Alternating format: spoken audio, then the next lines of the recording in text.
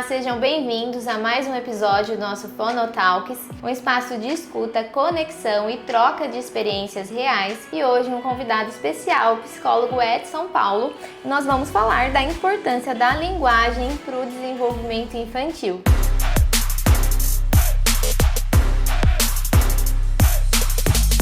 Seja bem-vindo, Edson. Muito obrigado pelo convite, estou muito feliz de estar aqui com vocês e vamos, fazer boas trocas hoje. Com certeza. Edson, gostaria antes de a gente começar que você falasse um pouquinho de você, da sua experiência, como que é as suas especializações. Bom, eu sou psicólogo clínico, sou especialista em bebês de 0 a 3 anos, tenho especialização em neurociências, educação e desenvolvimento infantil e neuropsicologia também. Primeira perguntinha.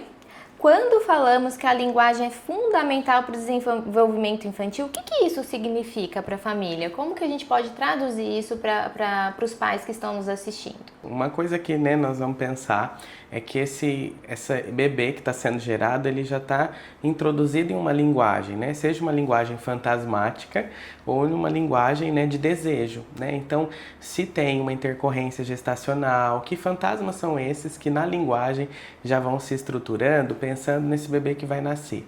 Então a gente costuma dizer que ele nasce num envelope, e que esse envelope tem toda essa linguagem lá dentro, das fantasias, dos medos e dos desejos.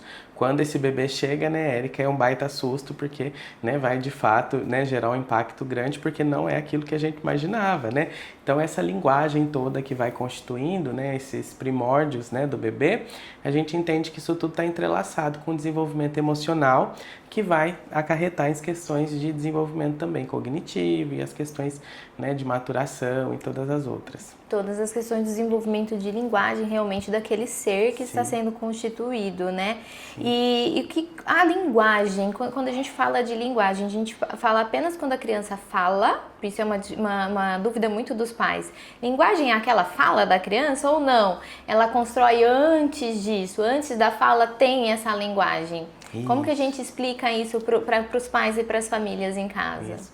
Não, a linguagem ela está muito antes da fala, E é interessante que as famílias podem ficar atentas, no sentido de pensar.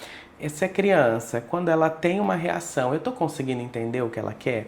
A gente entende como esse estabelecimento da demanda, Se esse bebê está conseguindo estabelecer essa demanda com esse outro, isso já é um sinal de saúde mental, Então, quando essa criança chora ou grita, os pais estão conseguindo identificar se é uma questão que ele precisa de alimento, ou se ele quer brincar, ou se ele está ali sujinho, quer tomar um banho. Então, é esse primeiro aspecto que nós vamos entender. Se existe uma suposição de um sujeito, se esse adulto que está na relação com essa criança, se ele está conseguindo perceber, então, que essa criança que chegou tem uma demanda própria, que não é indiscriminado e vai ajudar essa criança a perceber.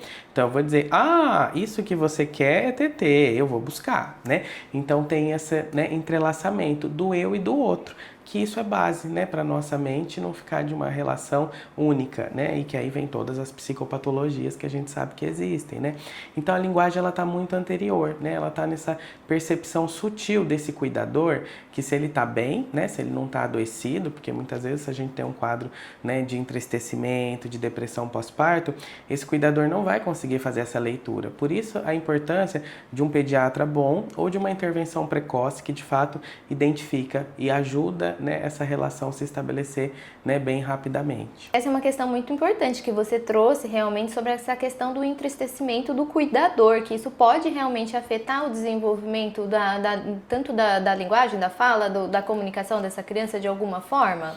Sim. Então, assim, os estudos, vêm mostrando isso cada vez mais, A importância de cuidar de quem cuida, Então, esse cuidador, ele precisa estar amparado. E hoje, Érica, nós temos um enfraquecimento de rede de apoio muito grande. Então, essa família hoje não tem, muitas vezes, avó, não tem vizinho, não tem aquela rede que era uma aldeia inteira para cuidar desse bebê que chegava. Hoje, as famílias muito solitárias, E o acesso à tela gerando demanda o tempo todo para esses adultos, Então, como é que fica, essa discriminação e essa captação sutil, desses movimentos para nomeação? Então a gente entende que isso muitas vezes já vem tendo um atrapalhamento nos primeiros dias de vida.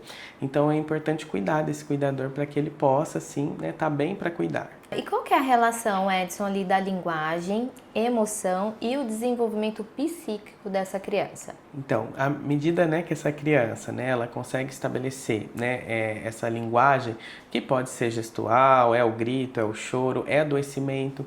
Muitas vezes linguagem é adoecimento. Criança que faz, né, questões, né, respiratórias de repetição, crianças que estão sempre, né, adoecidas com qualquer questão que traz uma preocupação para os pais. Então, o que será que está acontecendo? Será que é só uma questão orgânica, né? Ou essa criança também está querendo, né, dizer algo? Então, é essa sutileza que a gente precisa estar de olho, né? Então, quando essa criança, né, ela vai conseguindo expressar essa emoção e vem um adulto e diz, isso que você está, né, é raiva, isso que você está sentindo é raiva, né? Porque, né, agora eu não te atendi imediatamente. Então, eu estou criando o quê? Presença e ausência. Eu estou estimulando o quê? Né? Controle inibitório, funções executivas. Então, isso começa muito primitivamente, né, no desenvolvimento. Isso é desde cedo, né? Isso.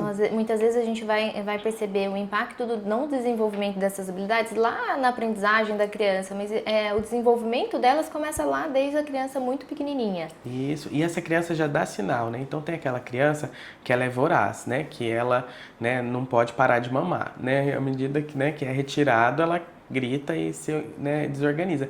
Então, essa mediação do cuidador de dizer, agora não é fome, né? Agora você quer outra coisa, eu não vou te atender dessa maneira. Isso vai criando, então, base para essa arquitetura cerebral, né? Que vai poder, então, vir, né, a ter boas funções executivas, percepção do outro, empatia.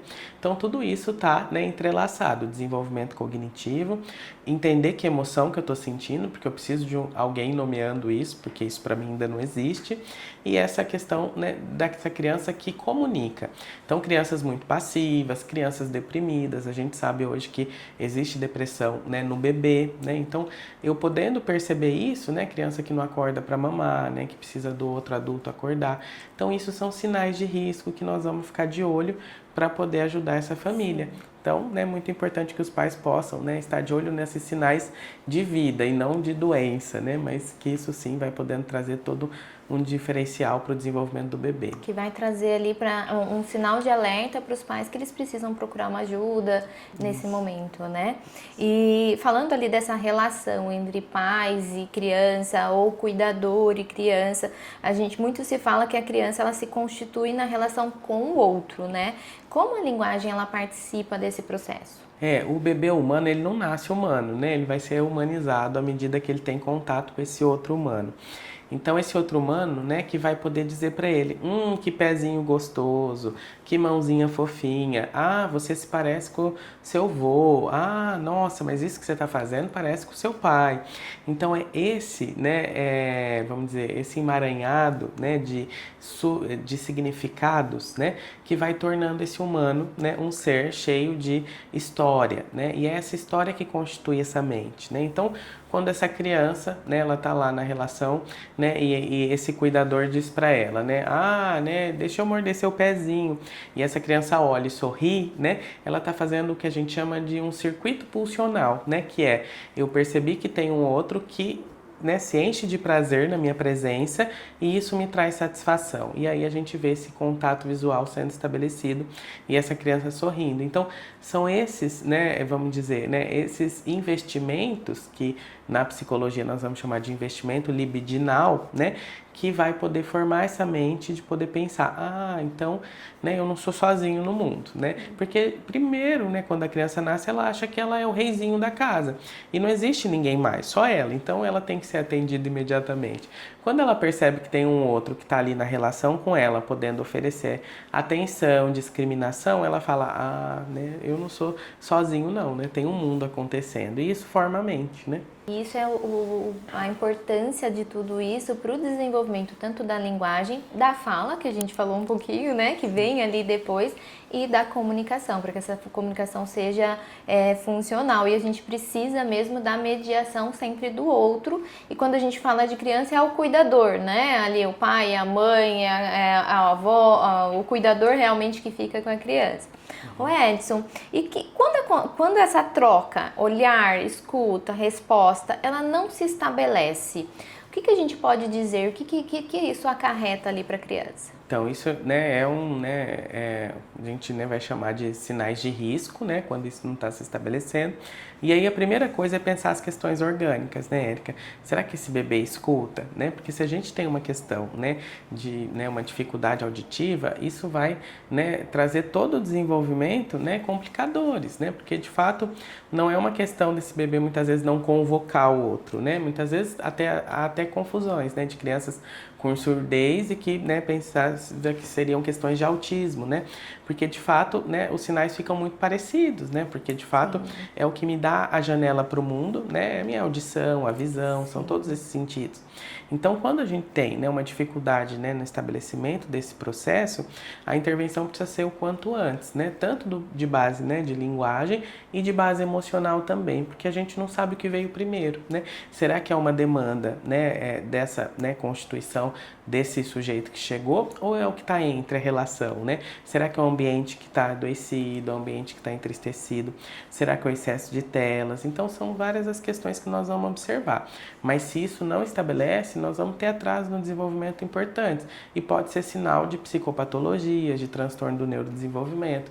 Então, quanto antes a gente poder ficar atento a isso, nós vamos ajudar melhor essa criança. Sim, os pais, a família tem que estar sempre atenta a isso, e não só a família, como os profissionais que atuam ali com essa criança. Eu tenho alguns casos aqui no consultório de crianças realmente pré-diagnosticadas com autismo, e a gente descobriu perda auditiva ali com 3, 4 anos, então muito tardiamente, porque associava essa não resposta realmente a uma questão de atenção, de linguagem, e não a perda auditiva. E às vezes a família fica com medo, né? Você, né, pede para ir no otorrino, né?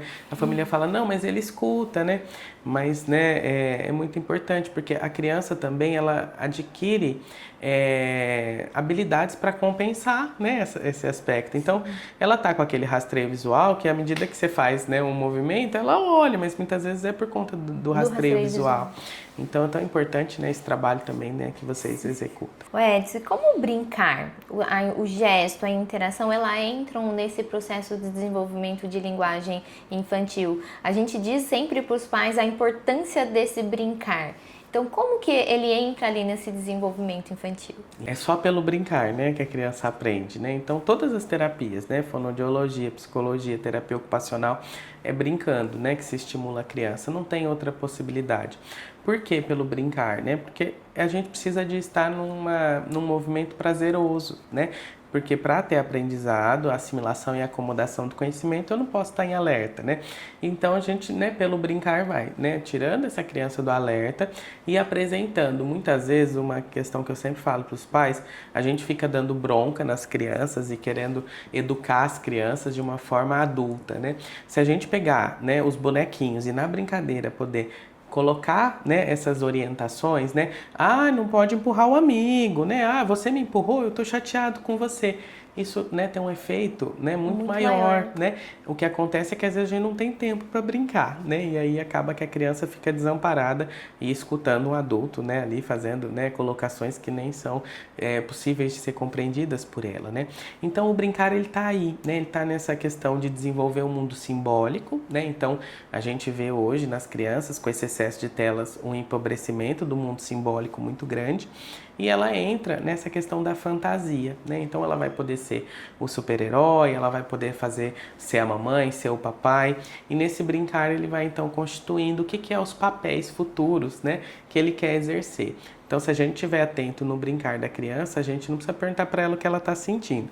Ela vai brincar e mostrar na brincadeira em que momento do desenvolvimento ela está. Sim, e essa é uma questão que você apontou, a questão do tempo, né? Muitos pais hoje relatam pra gente essa falta de tempo para sentar com a criança, para brincar, para ter um tempo ali com a criança, né?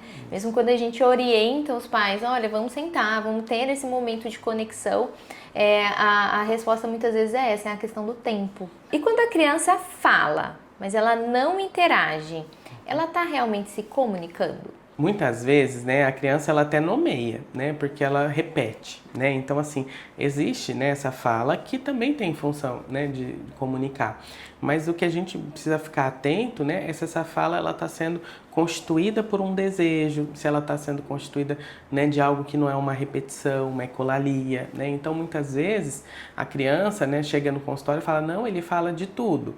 E aí você vai ouvir a criança falando, ele está cantando, né, músicas do desenho, ele está repetindo frases ele que pega até os bonequinhos para brincar do simbólico, mas é um simbólico igualzinho que ele viu lá, né, a Maria Clara e o JP fazendo.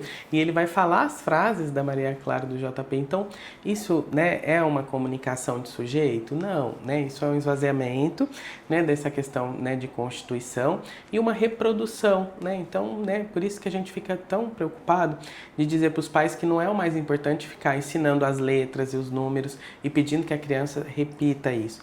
O mais importante é poder nomear o que a criança faz, né? À medida que ela se movimenta, eu poder ir narrando esse mundo para ela. Ah, agora você ficou feliz, agora você está muito bravo, né? E aí isso vai constituindo uma fala apropriada mesmo. Sim, e é muito comum os pais chegarem no consultório e falar, meu filho fala tantas palavras, tá ideal para a idade, né? E é essa orientação. Fala quantas palavras, mas qual que é a função? Tem função isso? É só uma repetição? Como que ele utiliza isso, né? E realmente é uma questão que a gente tem que abordar e orientar as famílias. E a gente falou um pouquinho das telas, né? O uso excessivo de telas, ele pode interferir ali no desenvolvimento da linguagem? E de que forma isso pode acontecer, Edson? Sim, né, interfere bastante, porque de fato a linguagem, né, ela é prejudicada porque não tem interação com o outro, né? Então a tela é né, a criança fica ali passiva, né, recebendo essa estimulação, e isso também, né, tira um pouco, né, o interesse dele pelo ambiente. E é no ambiente que ele vai ter o desafio, né? Porque para ter fala precisa ter demanda, né? Então, para eu precisar pedir água, eu preciso estar com sede, mas se a água também estiver ali do meu lado, né, eu não vou precisar de ninguém para fazer isso por mim. Então é isso, né? Acho que a tela interfere demais e precisa ter uma atenção muito importante com isso. E não só a tela das crianças, o tempo de tela das crianças, mas o tempo de tela dos pais. Né? Sim, então é muito exato. comum, às vezes, os pais ficarem muito tempo em telas e diminuir muito esse tempo, esse contato ali com a criança e essa demanda, né, que a criança precisa, e ter o outro como mediador. E como que a gente orienta as famílias sobre os limites e o uso consciente dessas telas? Como que você orienta? Isso, a Sociedade Brasileira de Pediatria, né, ela tem, né, ali as orientações dela em relação a essa questão da tela, e eu acho que precisa ser seguido, né, como classificação de programas infantis, né. Os pais às vezes não seguem, né, mas teve um estudo para que isso pudesse ser colocado, né. Então a gente, né, costuma pensar dentro da psicologia, né, que de 0 a 1 ano, 0 tela, né, ali de 1 a 2 anos, né, a gente pode ter, né, uma interação não de uma forma direta, mas que essa criança, né, às vezes ela está no ambiente, a TV está ligada e tem um adulto ali, né, participando junto. A partir de 3 anos, né, essa criança pode ter um contato mais direto, mas sempre, né, pensando, né, no limite de tempo, né, e também pensando nesse adulto que está dizendo, nossa, você ficou assustado com isso que você viu, né? Nossa, isso está te deixando muito animado. Então, né, é mais ou menos, né, por esse caminho que a gente, né, vai orientando. Eu costumo dizer que quanto menos tela, se a gente puder deixar sem tela o máximo possível, é o que é o ideal, né? Sim, e eu recebo muito as questões dos pais, eles dizem assim, eu levo a tela só, por exemplo, num restaurante, e a criança acaba não vivenciando aquela situação com a família, porque ela tá no restaurante com a tela, ou quando eu tô esperando uma consulta, mas a criança acaba não vivenciando aquele momento, porque ela tá sempre com a tela, né? E aí ela perde todo aquele, né, aquela possibilidade de estimulação. Aí eu costumo dizer para os pais, não adianta trazer na terapia, né? Porque de fato, se essa criança não pode ir no restaurante e fazer a exploração, vivenciar esse ambiente, o que 50 minutos uma vez por semana vai ajudar ela, né? Então, é importante que as crianças tenham espaço na sociedade. E onde elas não caibam, né, que de fato a gente precisa pensar se é um lugar que nós também devemos estar. Sim, e não adianta a gente esperar também um comportamento de adulto de uma criança, por exemplo, de 5 anos. Ela não vai se comportar como você num restaurante, né? Não tem todas essas questões. E como você enxerga a importância do trabalho conjunto entre a psicologia e a fonoaudiologia no desenvolvimento infantil, Edson? Isso. Eu acho que é a base, né, de fato, né, para a estruturação dessa mente, né? Então, o que a gente, né, tem visto é que, né, padrão ouro, né, de estimulação para trás no neurodesenvolvimento, né, né, fonoaudiologia, né, psicologia, terapia ocupacional, que são esses aspectos que vão integrar esse ser humano como um todo, né? E a fonoaudiologia e a psicologia, elas precisam andar muito juntas, porque o que o fonoaudiólogo observa muitas vezes, né, na sessão com a criança ou dessa dinâmica familiar, se a gente consegue trocar isso e poder, né, pensar e reestruturar esse ambiente, nós vamos, né, caminhar muito mais rápido. Então, orientação parental, né, pensando nessa equipe multidisciplinar, é algo que é chave, né, para o desenvolvimento integral dessa criança. Então, acho que não dá para ficar sem, né, um sem o outro. Edson, se você pudesse deixar aqui uma mensagem para esses pais que estão com crianças pequenas ali, preocupadas com o desenvolvimento infantil, que mensagem você deixaria para esses pais? Que a gente possa dar ouvido às nossas preocupações, né? E, de fato, né, quando tem algo que está incomodando, busque ajuda, né, o quanto antes. Só que a ajuda não é para substituir o que é o saber de vocês, né? Muitas vezes a gente busca um profissional, né, um especialista, e os pais passam a ser ali alguém que só depende desse especialista. E não, o seu filho precisa daquilo que você sente, daquilo que você vivencia e o que você quer fazer com ele. E para isso nós vamos ter uma rede de apoio, mas nunca substituindo, né, o papel do pai e da mãe como ali agente central, né, de potencialidades no desenvolvimento da criança. Edson, gostaria de agradecer a sua participação. Eu tenho certeza que os pais adoraram aí. Quem quiser deixar mais perguntas, a gente manda para o Edson, depois ele responde pra gente. Muito obrigada. Obrigado vocês, muito bom estar aqui, viu, Érica? Obrigado pelo convite. E para quem acompanhou mais um episódio do nosso Fonotalks, faça a inscrição no nosso canal e acompanhe todos os episódios.